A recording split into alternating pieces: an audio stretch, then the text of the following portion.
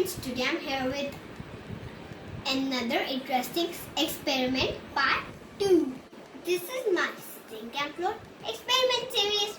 So, for this sink and float experiment, you need apple that is available in your house and again a tub of water. Sink and float, we need water. Do you think apple will float or sink? Oh, you must be guessing it will float. But let's see. I know it will. But it's not proper. Yes. Let's put the apple. Look. It is floating.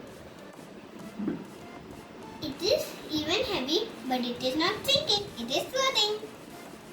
Let's splash the water in the water. Look. They are bouncy big. Look. Do you know why it's happening? It's heavy, but still it's floating on the water. Why it's happening? Well, you are thinking cap. Apple is porous from inside. When we put it on the water, it decreases its density on the water. This was a simple and easy experiment of sinking and floating. Wait for my next video. I'm gonna bring something magic. You have to wait. I'll tell you after that video. Bye. Subscribe, like and share.